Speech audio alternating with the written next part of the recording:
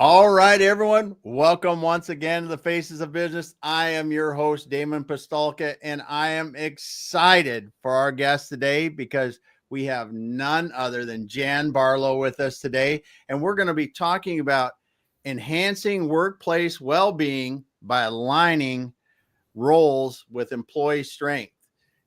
Jan, thanks for being here today. My friend Damon, I'm so excited to join you today. Thanks for inviting me. It is going to be a lot of fun here. And I want to, first of all, we like to start out our show by understanding, Jan, how did you get into helping people align roles and people with fit in business? It started when I actually created my own job at a global pharmaceutical company. I was in sales and marketing. And I found myself at trade shows helping our clinical team do demos, right? And so the salespeople, they're like, I don't know what to do with this thing. So I'm like, this is not hard, right? So I literally, because I was bored, I actually got a clinical COMT, certified medical ophthalmic medical technician, right? Certification, so I could teach doctors how to perform surgery. So LASIK, right? And then I could also teach them how to close patients, right? Because it was pathology versus retail. We were selling an elective surgery. That was, at that time, they were charging $4,000 to $5,000 out of pocket. So I literally could sell them the $500,000 laser, train the doctor and staff on how to perform the surgery, and then teach them how to close the patients. So I literally created my own job there, but also it helped me with the teams of finding the right people on the team, right? The patient flow, how to, because throughput on the laser depended on how many patients you can do, right? It's production. That's really what it is. It's manufacturing. So I really gained my experience there and made my name there, hired by our biggest competitor. They were merging with two other companies to create a new division. So believe it or not, not many people would be that smart to purchase two companies and merge them for one department. But they hired me because I could do all three of those jobs, right? And we could keep on that sales process. And every 120 days, we could be making some money here, right? We didn't have that downtime as much while that merger and that whole transition was going on. So it was great. I had a great manager that I knew from the industry. 2 months later, Damon, they moved her, put somebody else in the job. And that person changed my whole job description. So that went south real quick.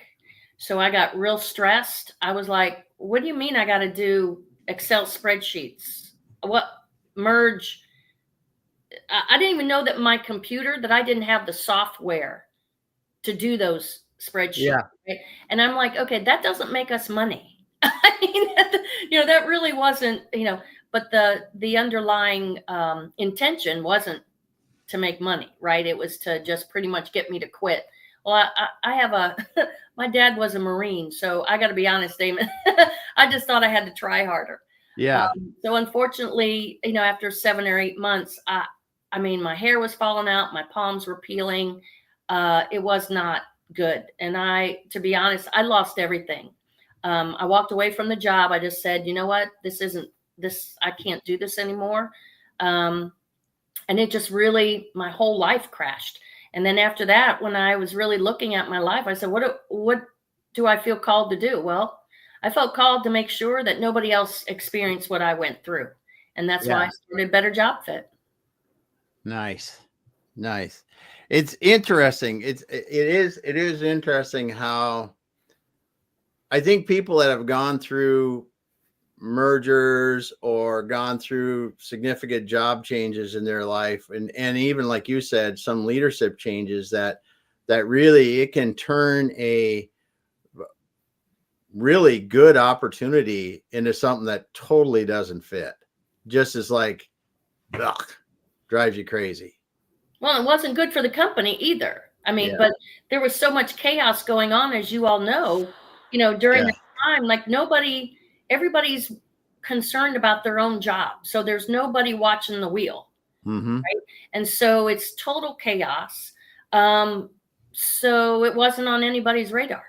Yeah. Yeah. So you decided to walk away.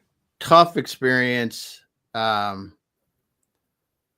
what really was the switch that flipped and said, I want to start my own company to do this? It really, when I thought about, I was feeling very vulnerable. I mean, after losing everything, car, house, marriage, everything, I'm like, who can I help?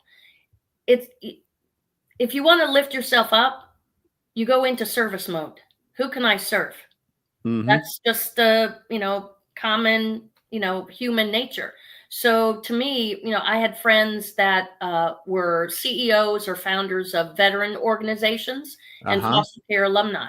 So I took my skill set and science, right, the AI piece that I had been using, and said, I'm going to help those populations because, when it comes to transitioning from the military into the private sector, a lot of people assume that the military gives them the support.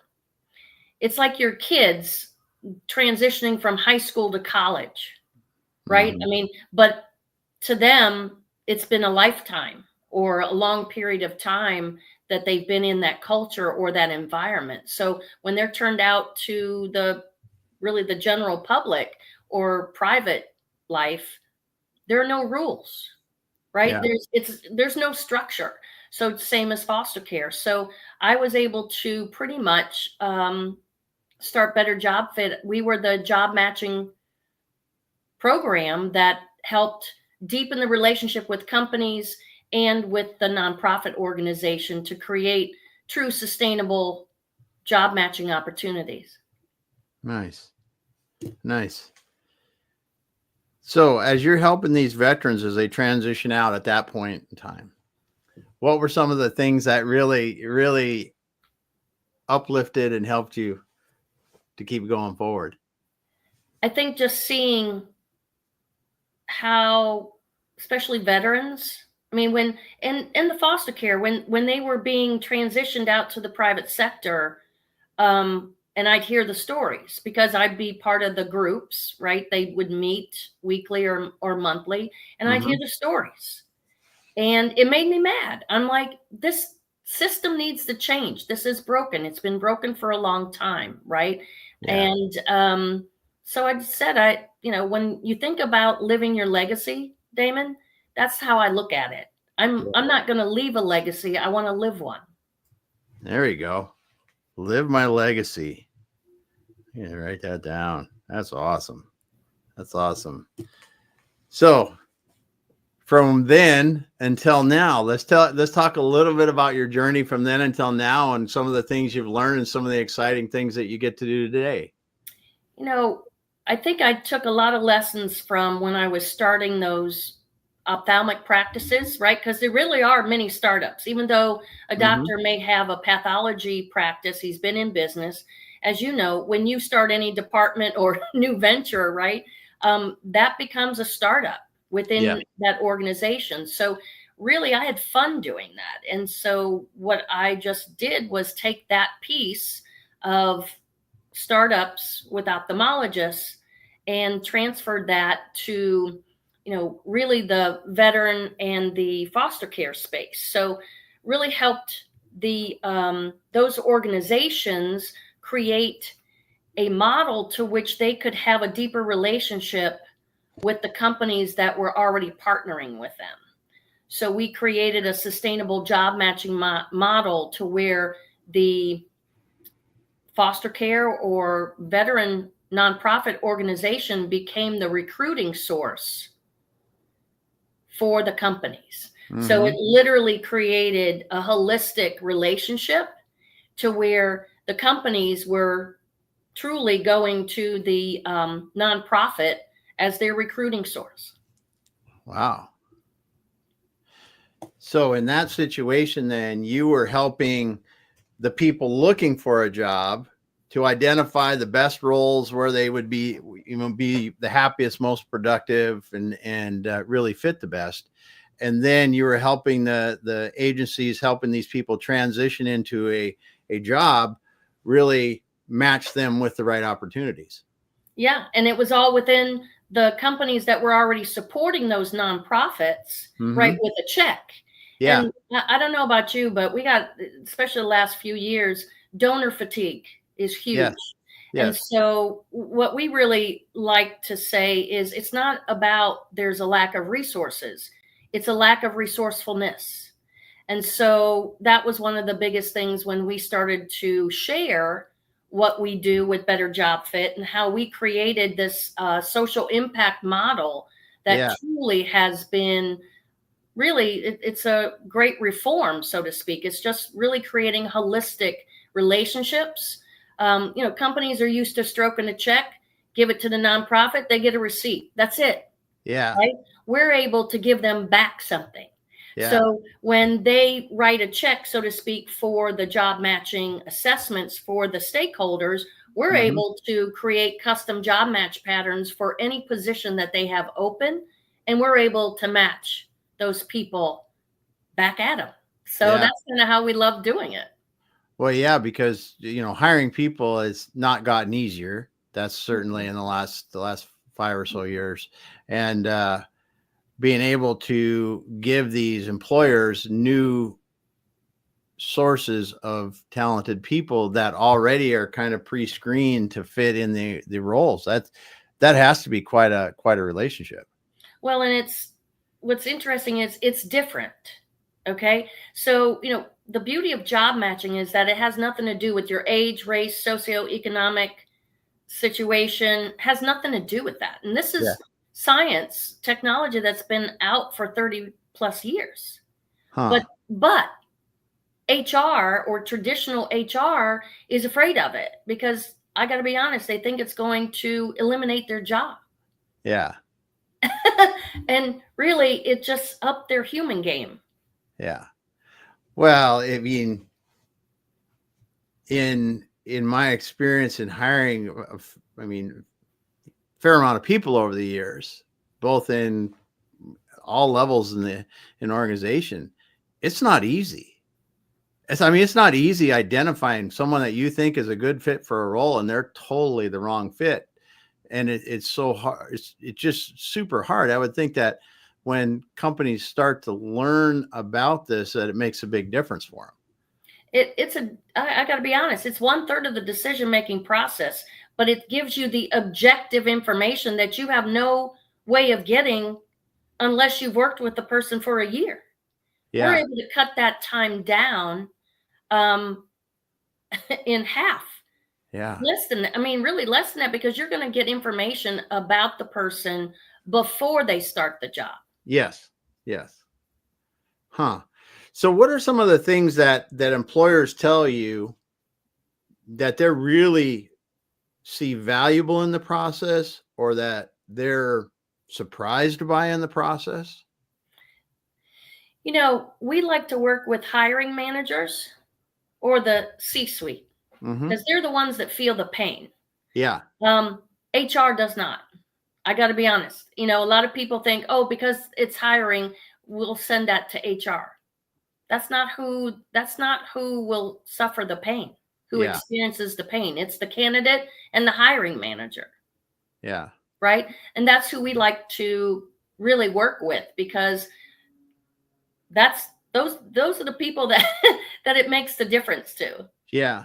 Yeah. So what is the feedback you get from the hiring managers when you're talking with them after they've seen a few candidates come through the process, they're doing their interviews and things? What do they say about it? Well, can I share a little story with you? Yeah, it'd be great. So I had this one nonprofit organization. They're over 100 years old. They knew the process, right? Worked with them before. And I got a call. They said, Jan, we want to hire for a new position, new position. We want to create this new position. I said, okay, we got to create a custom job match pattern for it first. It asks questions like, Does the job require college level math? Specific. This isn't about a job description. Yeah. This is asking specific questions. What does success look like for that job? What does it require every day? Mm-hmm. So it's a different, right? That's a whole different ballgame. Yes. So she said, okay, I'll call you. So I kept on sending her emails, whatever, follow up, no response. Finally get a call. She says, hey, wanted to let you know I hired somebody already. Okay. So we had him take the job matching assessment. We did, we had the job match pattern. The person was a 67% match. Not so good. We only take 85% and above. Yeah. So I'm like, holy moly, what do I do with this? I mean, I can't do anything. Like what, Yeah. how do I can't fix it, right? Yeah. So after talking myself off the ledge, I said, okay, what can I do to provide value to my client, right?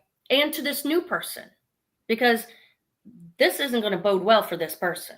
Yeah. Right. I mean, and the sad part about it is the client went to him and recruited him directly. She got that person from her previous employer. She never worked with him. She worked with somebody that worked with him. So she went to him. So he wasn't even looking for a job. Yeah. Yeah. So she went specifically, talked him from leaving his current position, said he would be great for that job. So we sat down and we did what's called the managerial fit report. Mm-hmm. So we're going to show, when it comes to pace, decisiveness, all the 9 behaviors, right, that you deal with somebody during the time you work with them, right? Mm-hmm. There were 3 areas, very big gaps.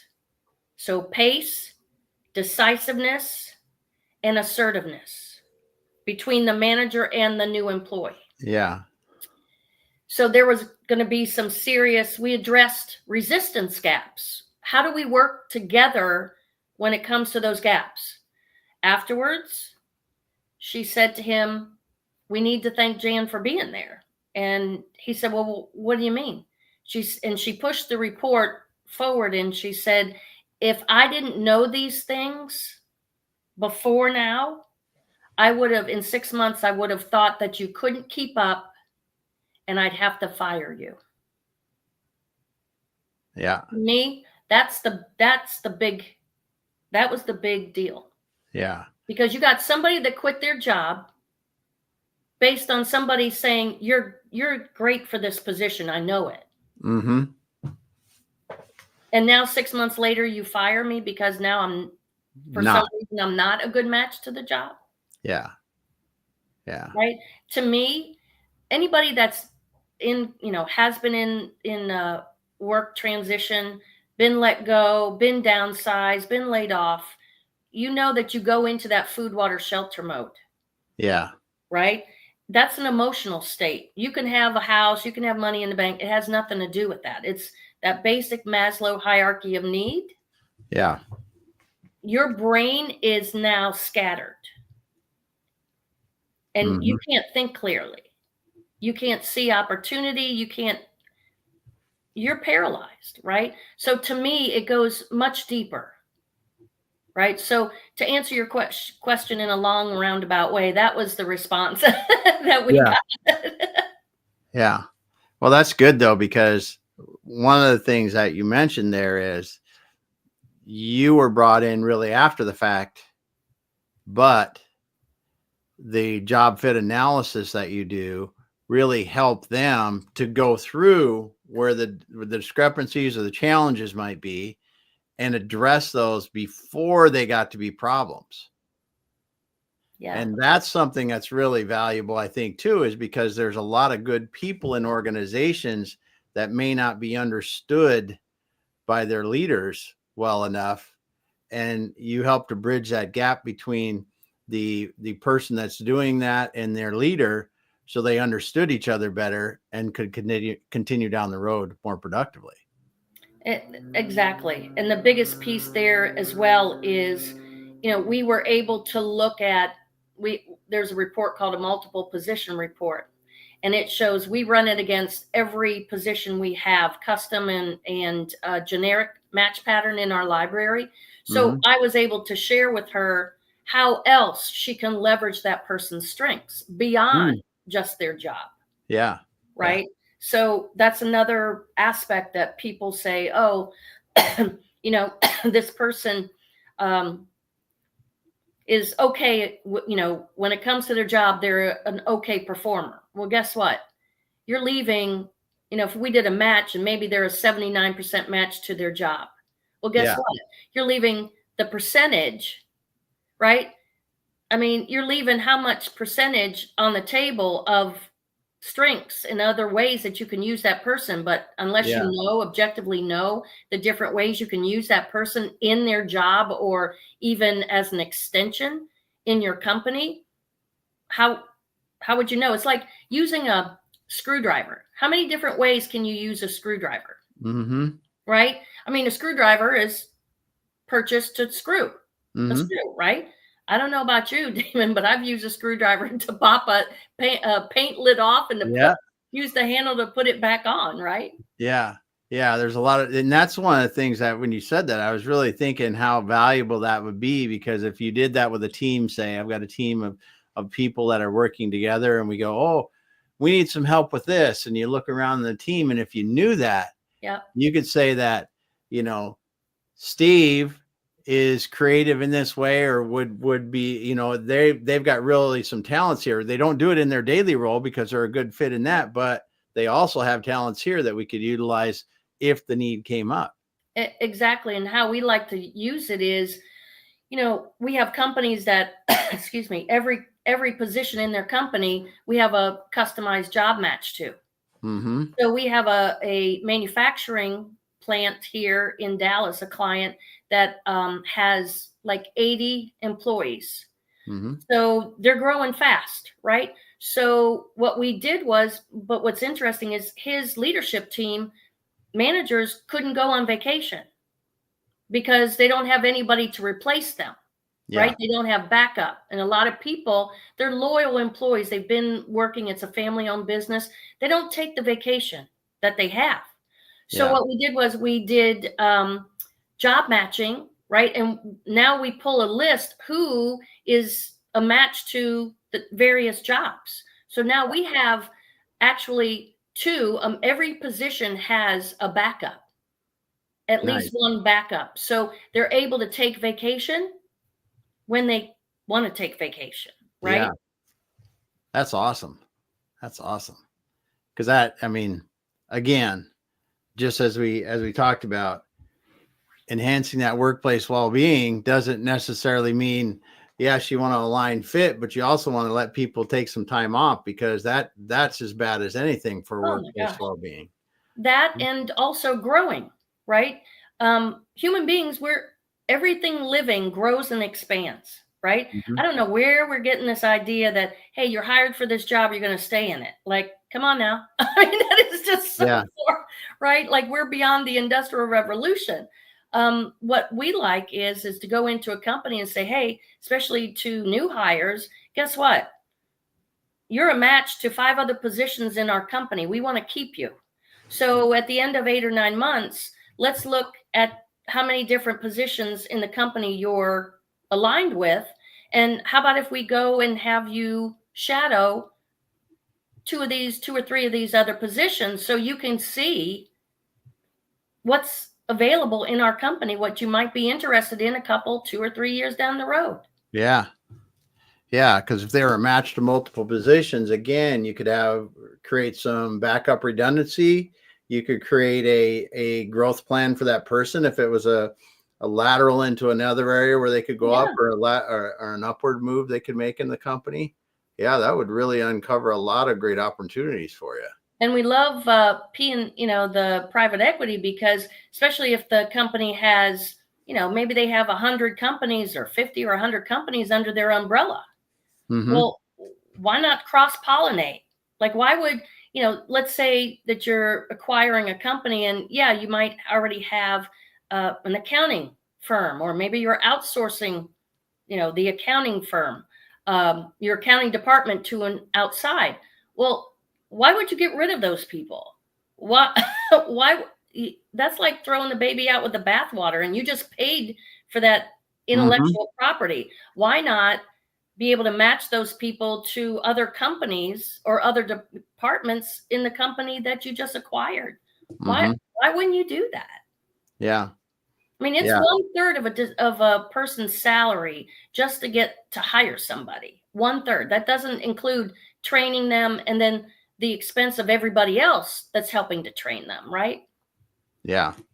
Yeah. It's a very, very expensive process to hire people. And I think it's often overlooked because the dollars get baked in over time if you're not good at it. And you just think it's an operating cost, but it's in there. Yeah. And, but that's a great observation too. And I know you've helped people do this.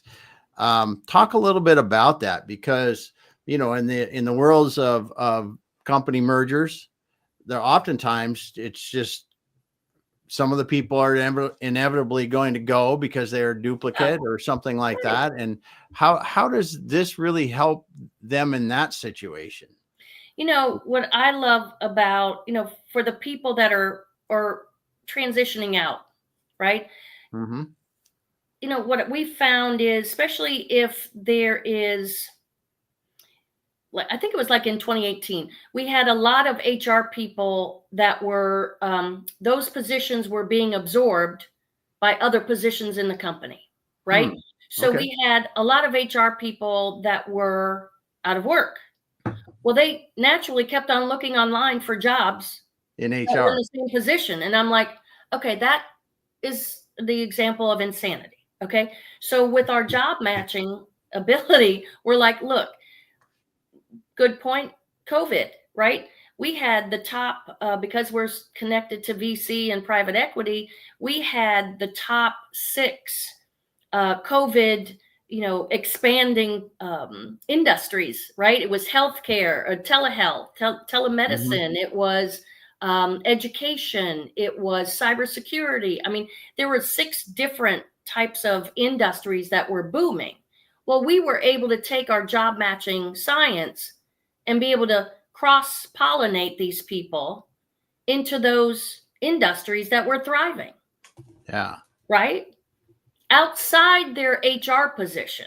So how do you take, that's what is so great about it, is using that objective science to say, guess what? Your job was HR, compensation, benefits, but we had a person that she was a high match to sales and technology. Well, guess what? She got a position just from the way that we do our Boolean search, part of our process. She was able to garner a position with a startup tech company that sells software that helps companies identify what compensation or what health plans to purchase for their employees. So she was able to work in a sales position, a user experience, the back end of sales, right? So that's kind of how we leveraged her HR benefits, compensation benefits, leveraged her match to sales and technology to be able to transition her to a position like that. Yeah. Yeah. Cause I think a lot of times people get, as you said, with those HR hiring managers that were out of work, they think, well, I've been an HR hiring manager. That's what I need to go do. And there are some times, and the better job fit analysis really helps these people to understand, well, I was in HR, but I really would be good at this as well. And it opens up new possibilities. And I think that right there, we only know the 5% of what we think is possible or what we're a match at. And somebody else's belief system of us or limited perception of us is still 5%. That's what I love about our objective technology, because we're the 95% of that no other human being could know. Yeah. Yeah. So what is the most interesting thing you think you've learned by giving, seeing this many people take these tests and really get the results from them? I mean, there have to be some interesting things you've gleaned from seeing these people and learning these things. It's the one thing that everybody experiences first when they see the list of what they could be a potential match to. First is the shock, like they're trying to understand, how can I've been in HR, right? Yeah, Let's use that example. And that particular client saw the sales and technology, and her first response was, "Oh, I can't do that. Salespeople are pushy." Okay, let's unpack that belief system, right? Because that's the only thing that was blocking her from entertaining that as an opportunity. Yeah. Right? Because the objective science is there. She's a 90% match, right? So we just skip, like that just skips everything. That just kind of puts you ahead of the class. We don't have to figure anything out. This is telling us, right? But that personal perception, limited perception of salespeople. Yeah. And not, and I said, "Did you have a bad experience or what?" "Well, no." Okay, what is it that's blocking your, belief in that? Well, everybody knows salespeople are pushy. And what's interesting, the behavior scale, one of the behavior is assertiveness scale, 1 to 10. Well, the 1 is unassuming. The 10 is forceful. She scored an 8. Oh, yeah. That's what I'm saying. We can't be objective about ourselves. Yes. That's why this tool is so important, right? Those assessments like Myers-Briggs and DISC, those aren't job matching tools. Those are asking you how you feel about yourself, right? Well, we already know we can't be objective. But what I think the biggest aha moment was with her was after I told her, I said, "Okay, on that scale of 1 to 10, you're an 8. If you score a 1 or a 10, you represent 2.5% of 140,000 people that were in this validation study. If you score a 9 or a 2, you represent 4.5%. If you score an 8 or a 3, you represent 7%. I said, so 93% of 140,000 people think you're pushy. That was the aha moment. I mean, so that right there is really the biggest, it's the biggest challenge, but the biggest aha moment, once you can move beyond the limited belief of yourself, of what you think is possible or what your opportunities are, that's when the world opens up, Damon. It really does. And that's what's fulfilling for me. Yeah, because you're helping people see things that, like you said, they couldn't see. And when you start to go through it the way you did, understanding the scales, where they're at, why it's saying what it is, people could then realize, oh yes, I see this now. Well, and it was so revealing because I connected it to the experience I had at a global pharmaceutical company. I was in sales and clinical, right? Well, we were going for our 2nd generation FDA clinical approval. And you know how important that is to a company. They had already bought that company for $1 billion. It was the largest medical device acquisition back in 1999. So they already bought the farm, right, just to get that company. And then 5 years later, they went for their 2nd generation approval. Well, I'm in the middle between sales and clinical. And you got the FDA process. It's called a red folder. So, they just pass this red folder and they have to do all these experiments and studies and tests and everything, right? Well, the clinical people that are all on the same behavior profile, they're all alike. Low on sociability, right? Low on decide. I mean, there's no diversity in behavior there. Mm-hmm. Well, sales is the total opposite.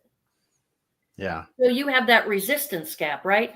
Well, fast forward, I was trying to tell leadership, like, we got a problem here. Like this, we got to bring everybody together. And he said, why don't you just take them bowling? That doesn't work. So fast forward in 2018, really looking at this information and how it's transforming teams, and how that company lost. I mean, they lost their FDA clinical approval, Damon. So you know how much money that equates to. Mm-hmm. So thinking back to that, I trademarked what's called behavior diversity. Because when you see those resistance gaps, it's easy enough to bridge those resistance gaps, but you have to, really engage people in understanding themselves. Yeah. So that aha moment of, oh, now I understand that's how I am.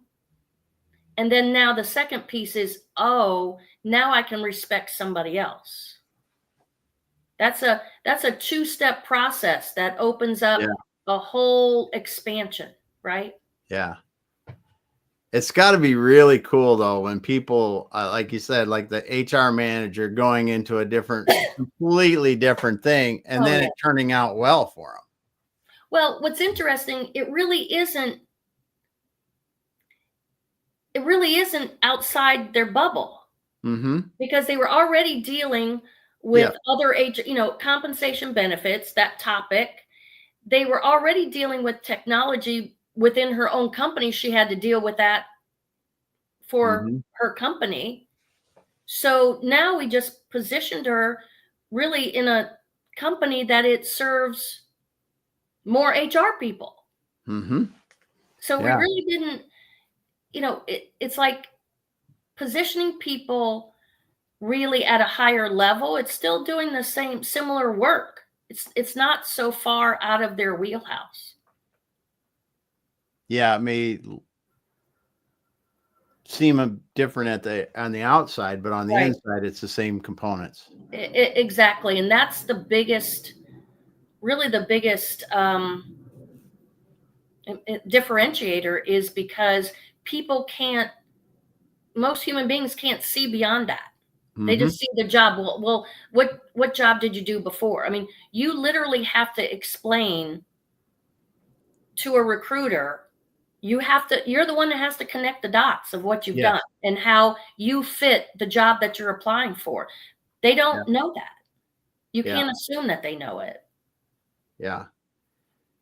So are you seeing that more companies want to use this to retain the people they've got, like in situations that you said, like if we're going through, maybe we're doing a downsizing or maybe we're doing a merger with another company, do you think that people are, because of the hiring challenges over the past 3-4 years, do you think they're more willing to look at things like the better job fit analysis? It's coming to a point now where they're feeling the pain. Yes. See, that's the difference. So we like to talk to different companies and share what we do. But they still are like, well, I'm not sure, like maybe you need to talk to our HR people. But the pain isn't as great yet, right? Yeah. But I got to be honest, the pain is getting worse. Don't you agree? Yeah. Yes. There are some roles that are so incredibly hard to hire for now. It's not the same roles that we saw, 3-4 years ago when the tech roles were so hard to fill and things. That I don't think those are as hard, but the ones in healthcare are tremendously difficult to hire for. Some of the specialized healthcare. What I love to do is, those are the companies that I want to talk to and say, hey, let's create a custom job match pattern for that role. Let me run it against everything we got. And I can tell you, we could pull people, let's say that position is equal to a director of operations. Let's say that, so I can sit there and pull those different jobs, categories of positions that match that job. and Yeah. have a whole slew of people that have that skill set. They just call it a different role, right? That's what people get hung up on. Yeah. Yeah. Yeah, that's a great way to look at it, because it could be a very valuable thing if you're trying to, hard to hire, but do we have anybody else that we could move in internally already, move into that role, and then hire into a different role potentially. That's why we say that if everybody in the company, if every job has a custom job match pattern, every person has a job match profile, we run everybody against every position. Now you have a succession plan. Mm-hmm. Why would you not? Why would you not want to do that? Yes. Yes. Right? A great point. Great point. Because your succession, the first part of your succession is identifying who it would be, and that could help you a lot in that process. Well, and again, the growth of the individual, right? Yes. When you say to a person, hey, anybody, whether it's a new person coming in or you're existing, say, look, we want to keep you. All right. But we want you to feel challenged. We want you to grow and expand. How many employers say that to their employees? Yeah, it's not nearly enough. That's never hurt. I mean, nobody says that. Yeah. Not nearly enough. That's for sure. Right? For sure. Awesome stuff. Well, what do you have exciting coming up, Jan? I mean, this is awesome how you're helping people with a better job fit, the matching and really understanding what's going on there. But what do you have coming up that's exciting, that getting you fired up, or that people might want to go to? I got to tell you, I want everybody to come to our workshop. We got a workshop on the 19th, 12 noon Central. I put the sign up link in there, and I know you said you'll share it with everybody. It's in the post for the event, awesome. So it's in there. Awesome. We're doing a free workshop. It's really a great engagement session. We want to know what's going on with people who want to grow their business, what it takes to grow the business to the next level, and when you want to sell it. Maybe you want to sell it to P&E. What does that look like? What are you going to have to do to get that ready to sell, right? That you can work on now and put those processes in place. We talk a lot about how to take those people that are in your company. If you're going to sell, what can you do with them? What are the options? Plus, if you're the owner of that business, what next? We love working with entrepreneurs, business owners that are ready to, hey, let's sell, after I, take a few months off on the beach or whatever. A lot of people think, oh, I'm just going to lay on the beach, right? I've spoken to too many business owners that, they've taken a little break, but then they're bored. Yes. Right? It's what's next. People are living their legacy now, Damon. It's not about that word retire. There's too much living to do, too much impact to make. Yes, I agree 100 million% on that, because there are so many business owners that sell or think they're going to sell their business. Oh, I'm going to go fish, or I'm going to retire, I'm going to play golf or something, and like you said, 6 months down the road, they're like, well, I never really imagined what it was like to play golf every day, and I don't like it every day. Right. Or I don't like, there's not enough projects that I can do around the home, and there really are some incredible legacy careers that you can do after, that are for social impact or your own impact, whatever you want to do. Start a new business that, it is. And one of the things that's funny as ever is we got to help a number of years ago here now. It's been a number of years ago. One of the, I don't know, they got to be at least in the Inc. 500 private or publicly traded companies. The CEO from the company retired. He opened a bike shop. See? We helped him buy a bike shop, and he opened a bike shop, and he now he runs a bike shop. It's like, this is what he wanted to do. It's like, dude, you were flying in private jets. No, I want a bike shop. I like biking. I want a bike shop. I want to do it.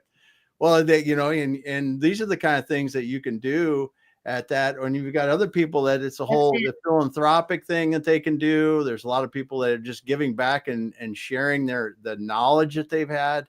And it's an awesome point in life when you can realize the benefits of having that business, and then turn around and do what you didn't think you could do while you had the business, but now you have the time. That's exactly right, Damon. And you know what? We saw so many people transition to their next, and wanted to do something for social impact, wanted to really live their legacy. We actually started a group last year called the Force Multipliers for Good. So we Nice. literally have the group that is creating individually and collectively social impact through what their calling is. So we're really excited about that group as well. Awesome. Awesome. Well, Jan, if someone wants to reach out to you about better job fit, job matching, just trying to get the right people in the right roles so they're enhancing their workplace well-being, what's the best place, or what's the best way to get a hold of you? Find me on LinkedIn. That's the first. That's easy as well. But also you can email me at jbarlow@betterjobfit.org. I want to schedule an appointment, a call with everybody, and be able to sit one-on-one, learn more about them, what's going on, in their bubble. I welcome that. Awesome. Awesome. Well, thanks so much for being here, Jan. I appreciate you stopping by. Again, we had Jan Barlow from Better Job Fit. She was here today talking about enhancing workplace well-being by aligning roles with employee strengths. Wow, such great information about what you're doing and how you're helping people really discover the resources they have under their own roofs sometimes for people that can move into different roles. Just thank you so much for being here today. My friend, thank you so much. I appreciate you. Yeah. Awesome. Awesome. Well, I also want to thank everyone that was in here in the comments today. I know I didn't get to you much, but Rhea, thanks for being here today. Jackie, thanks for being here today. Vikash, you were here, and there was others that didn't drop the comments. We appreciate you out there listening. I can see we had a lot of listeners online. Thank you so much. We appreciate you being here. And if you're in the U.S., have a great holiday weekend this weekend. Jan, hang out with me for a moment and we'll finish up offline. Awesome. Thanks. Bye, everybody. Have a great day, everyone.